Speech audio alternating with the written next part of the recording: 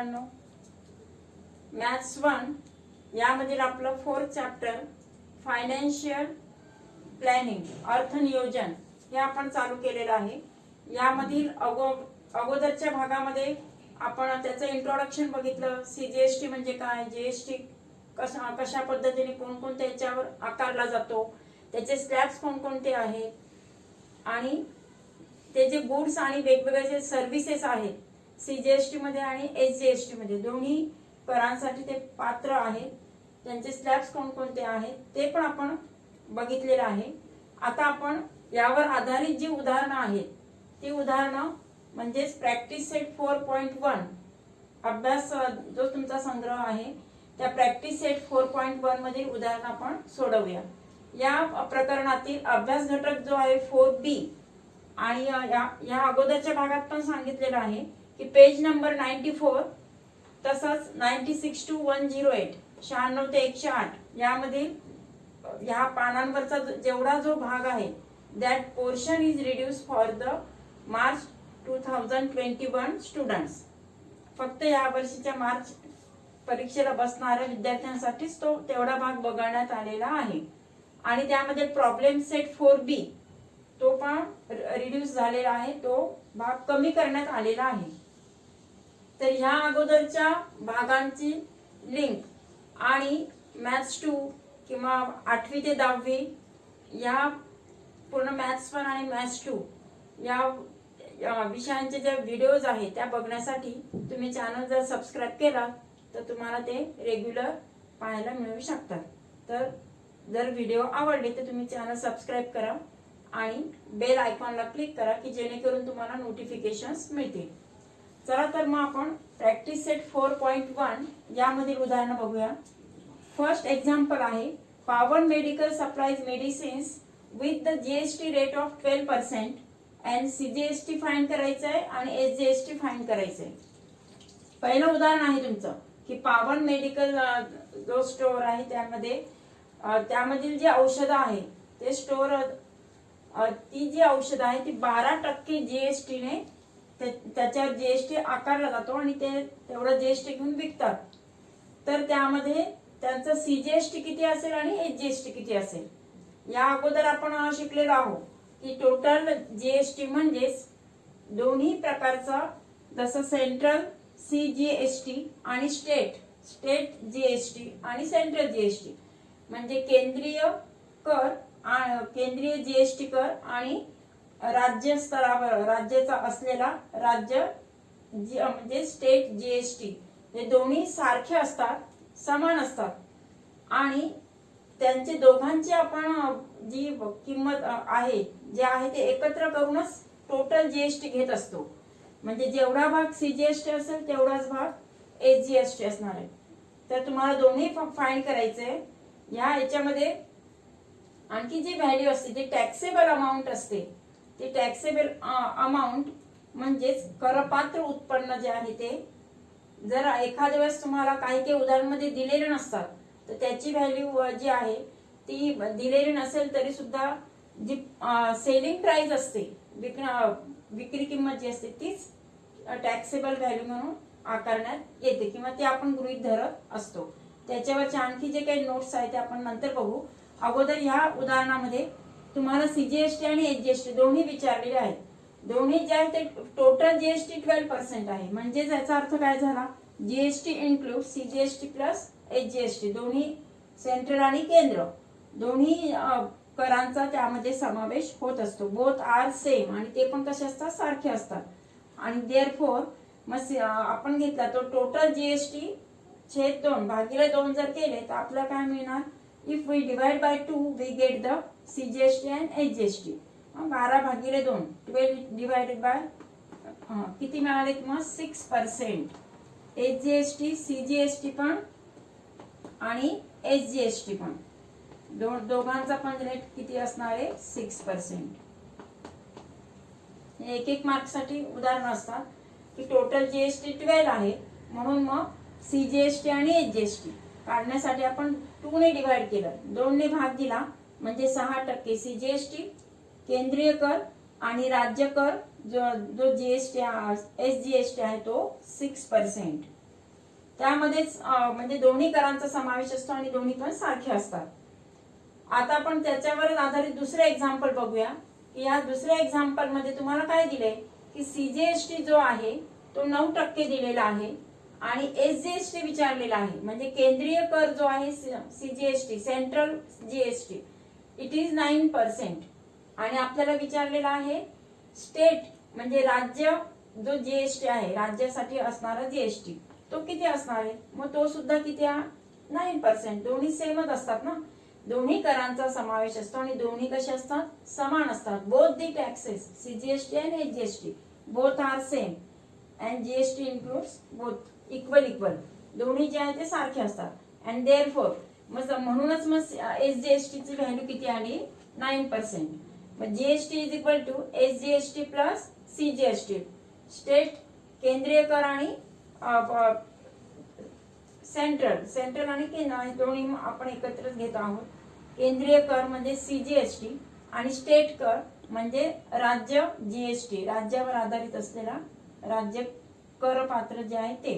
तर 9 आणि 9 अधिक 9 किती झाले टोटल 18%. म्हणजे टोटल जो जीएसटी आहे टोटल जीएसटी इज 18% आणि आपल्याला विचारलं होतं एसजीएसटी इट इज 9%. म्हणजे हे जे उदाहरण आहे ते 1-1 मार्कांसाठी छोटे छोटे आहेत की त्यावर आधारित आपण म्हणजे तुम्हाला ते त्याचे रूल्स माहित आहे की नाही त्यावर आधारित अशा पद्धतीने किंवा एमसीक्यू मध्ये त्या फॉर्मॅट मध्ये तुम्हाला ते विचारू शकतात. तर यावर आधारित पुढचे उदाहरण आपण बघूया. या प्रॅक्टिस सेट मध्ये थर्ड एक्झाम्पल बघूया आपण. फर्स्ट सेकंड पाहिलंय, थर्ड ने फोर्थ अगोदर घेऊया. या एक्झाम्पल मध्ये टॅक्सेबल व्हॅल्यू तुम्हाला दिलेली आहे. क्वेश्चन मध्ये काय दिले पहा, taxable value of wrist watch belt is 586 rupees and GST rate is 18% and then find the price of belt for the customer. एक रिस्ट वॉचचा बेल्ट आहे, आपलं जे मनगटावरचा घड्याळ असतो त्याचा जो बेल्ट आहे त्या बेल्टची करपात्र किंमत तुम्हाला 586 रुपये दिलेली आहे. 18% जीएसटीचा दर आहे.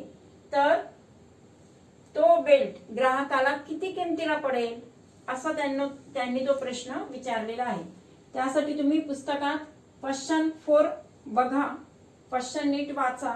त्यामध्ये काय म्हटले टॅक्सेबल व्हॅल्यू करपात्र किंमत टॅक्सेबल व्हॅल्यू आहे 586. मग ते आपण आता सोडवूया. त्याचं सोल्युशन बघा कसं आहे की टॅक्सेबल व्हॅल्यू 586 आहे आणि जीएसटीचा दर जो आहे तो 18% आहे. It is 18%. मग आपल्याला करपात्र जी किंमत आहे त्याच्यावर 18% घ्यायचे म्हणजे 586 वर 18% 18% घेणार आणि म्हणून आपण GST is equal to 586 into 18%. 18% कसं घेतो आपण 18/100 म्हणजे 18/100. 18% घेताना आपण अशा पद्धतीने 18/100 असं लिहिणार आहोत. या 586 गुणिले 18 यांचा गुणाकार केला तर 10,548. It is when we multiplying we get 10,548/100. आता आपल्याला 100 ने डिवाइड करायचंय म्हणजेच काय करणार आपण 2 झिरो आहे तर 2 डिजिट नंतर डेसिमल पॉइंट येणार म्हणजे इतके rupees 105.48. This is the GST. हा एवढा टॅक्स 586 वर 18% म्हणजे किती आला तो 105.48 म्हणजे 105 रुपये 48 पैसे. हा एवढा जीएसटी आलेला आहे. आपल्याला टोटल प्राइस काढायची, find price for the customer. मग टोटल प्राइस म्हणजे कशी टोटल ग्राहकाला मिळणारी द्यावी लागणारी जी रक्कम आहे ती कशी असणार आहे तर ती टॅक्सेबल व्हॅल्यू प्लस जीएसटी. जे आपण टॅक्सेबल व्हॅल्यू घेतली त्याच्यावर तो कर आकारलाय तो कर आपण त्याच्यात देणार आहोत. अँड देअरफॉर टॅक्सेबल व्हॅल्यू म्हणजे करपात्र किंमत आणि त्याच्यावरचा जीएसटी यांची जर आपण बेरीज केली 586 अधिक 105.48 यांची जर टोटल केली तर किती येतं पहा किती 691.48 691.48 रुपीज. म्हणजे अशा पद्धतीने आपल्याला टॅक्सेबल व्हॅल्यू दिली असेल तर जीएसटी आपण त्याच्यावर आकारून टोटल जी व्हॅल्यू आहे कस्टमरला मिळणारी किंमत किंवा कस्टमरला द्यावी लागणारी जी किंमत आहे ती अशा पद्धतीने काढता येते की त्यामध्ये करपात्र किंमत अधिक जीएसटी दोघांची एकत्र बेरीज करावी लागते. त्याचं पुढचं उदाहरण बघूया आपण. प्रॅक्टिस सेट आपलं 4.1 त्यामधील आपण उदाहरण घेतोय. त्या अगोदर आपण हे जे लक्षात ठेवण्यासाठी जे नोट्स आहेत ते बघूया. आणि या अगोदर पण आपण घेतलेलं आहे की value of goods on which GST is leave is called taxable amount. तुम्हाला टॅक्सेबल अमाऊंट म्हणजे कोणते की ज्या प्राइसवर तुम्हाला जीएसटी लागू करत असतात, जीएसटी अप्लाय करत असतात, that amount is the taxable amount. किंवा ज्या किमतीवर कर आकारला जातो ती करपात्र किंमत होय, त्याला म्हणायचं करपात्र, that is taxable value, taxable amount असा तो शब्दप्रयोग वापरत असतात. आपण याच्या आता उदाहरणांमध्ये काय वापरणार, टॅक्सेबल व्हॅल्यू किंवा टॅक्सेबल अमाऊंट हे वर्ड्स त्या ठिकाणी वापरणार. करपात्र किंमत किंवा करपात्र मूल्य अशा पद्धतीने ही जे कॉन्सेप्ट आहे, हे जे वर्ड्स आहेत ते आपण या दिलेल्या उदाहरणांमध्ये वापरणार आहोत. सेकंड कॉन्सेप्ट काय आहे बघा, total value with GST is the invoice value. Invoice म्हणजे पहा आपण याच्या अगोदर इनव्हॉइस बघितले, जे करबीजक पाहिलेले आहे.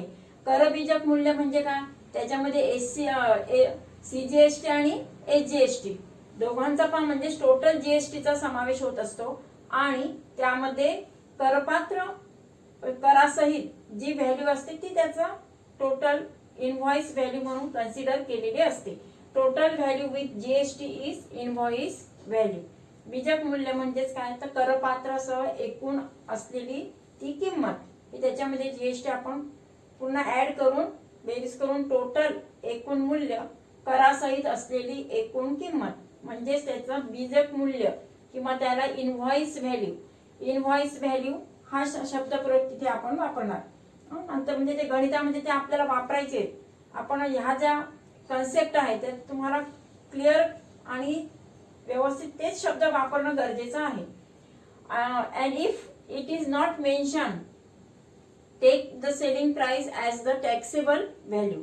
जर तुम्हाला काही दिलेलं नसेल, उदाहरणामध्ये जर ही जी किंमत आहे आपली करपात्र किंमत जर दिलेली नसेल, मग त्यावेळेस काय करणार, तर त्यावेळेस ती जी विक्री किंमत दिली असते, त्या वस्तूची जी विक्री किंमत असते त्या किमतीलाच आपण करपात्र किंमत असं आपण त्याला संबोधणार आहोत आणि ती कन्सिडर करायची तशी.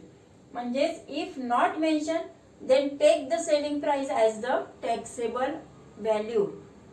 म्हणजे सेलिंग प्राइसला आपण काय कन्सिडर करणार, मग taxable value. If it is not mention, ते दिलेले असू दे किंवा नसू दे, प्रत्येक एक्झाम्पल मध्ये तुम्हाला सांगणार नाही की this is taxable value, this is taxable value. They are if they not mention then you consider selling price as a taxable value. तेव्हा आपण जी दिलेली विक्री किंमत आहे त्यालाच करपात्र किंमत असं संबोधणार आहोत. आणखी एक की चौथा महत्वाचा पॉइंट आहे की सीजीएसटी आणि एसजीएसटी बोथ आर इक्वल. ते आपण सारख्या प्रमाणातच घेणार आहोत. देताना जेव्हा टोटल जीएसटी देतात तेव्हा दोन्हींचे पण समान असतात. They are equal.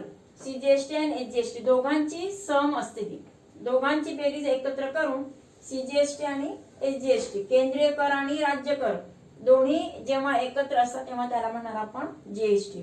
आणि ह्या कॉन्सेप्टचा आपल्याला या उदाहरणांमध्ये वापर करायचा आहे. तर ते पाचवं जे एक्झाम्पल आहे ते याच्यावरच आधारित व्यवस्थित मोठं आहे, ते आहे ते आपण कसं आहे ते बघूया. त्या अगोदर ते तुम्ही तो प्रश्न जो आहे तो व्यवस्थित वाचा. यामध्ये काय क्वेश्चन विचारलाय बघा, total value of remote control car is 1770 rupees. GST rate is 18%. Find taxable value CGST and SGST. 3 questions विचारलेले आहेत.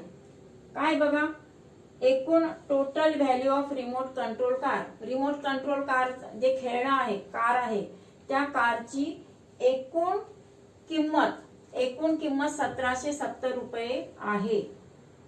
एकूण किंमतचा अर्थ काय झाला की त्याच्यामध्ये जीएसटी पण घेतला आपण, ते आपण बघणार आहोत।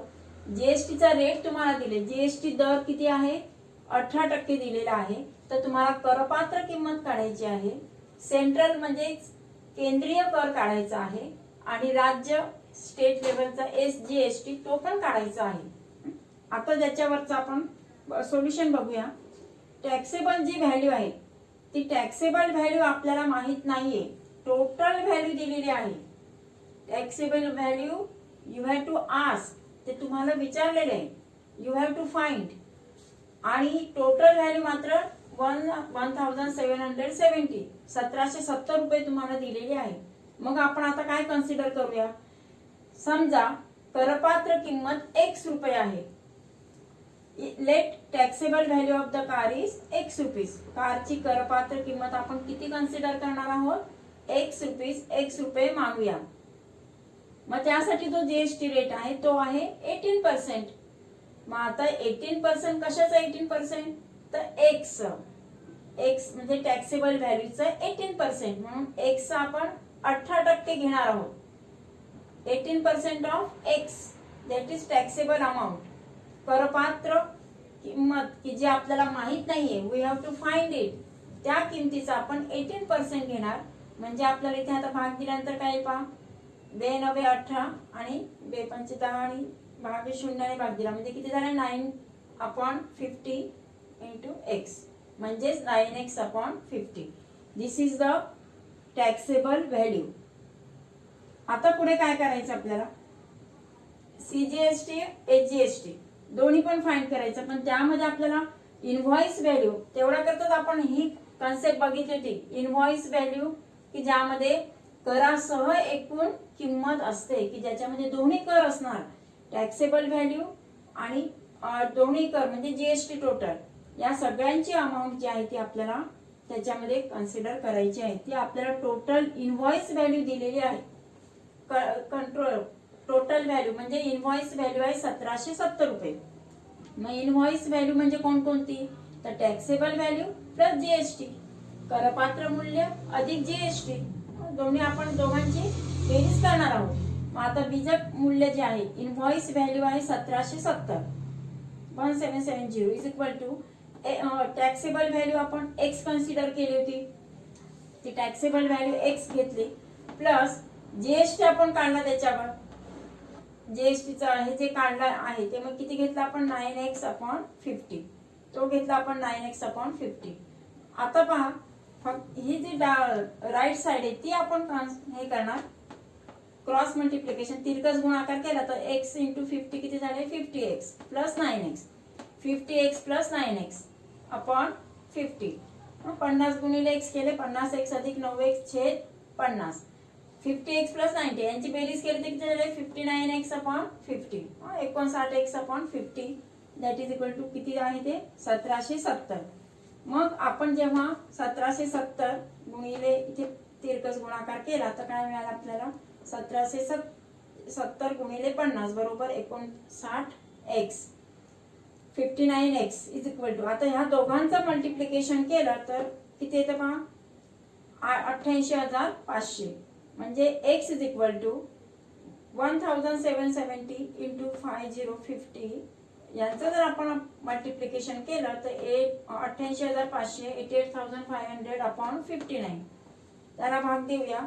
भाग दिल्यानंतर आपल्याला मिळतं किती 1500 रुपीज, 1500 रुपये ही झाली तुमची X म्हणजे टॅक्सेबल व्हॅल्यू। टॅक्सेबल व्हॅल्यू मिळाली 1500 रुपये। टोटल जो बेल्ट म्हणते टोटल जो हा जो आहे त्याच्यामध्ये बीजक मूल्य जो आहे तो किती होता, तो टोटल 1770। मग त्यापैकी 1500 रुपये काय आहे त्याची टॅक्सेबल अमाऊंट आहे। आता जे आहे ते उरलेले ते काढण्यासाठी तो म्हणजे झाला तुमचा CGST आणि HGST, तो याच्यावर डायरेक्ट आपण 1500 वर पण काढू शकतो किंवा त्याच्यातून जर मायनस केलं 1770 मधून 1500 मायनस करून मग त्याचा 2 ने डिवाइड केलं तर आपल्याला CGST आणि HGST मिळू शकतं।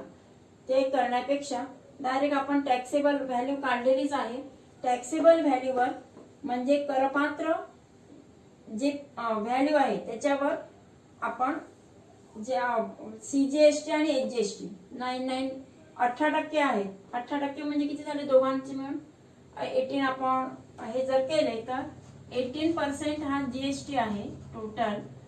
मग त्यासाठी 18/2 म्हणजे किती झाले 9%. 9% हा जो आहे तो CGST आणि HGST 9%. 9 + 9 18.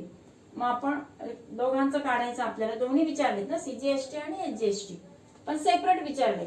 आणि देअरफॉर आपण काय केलं ते डिवाइड करून 9% काढणार आहोत.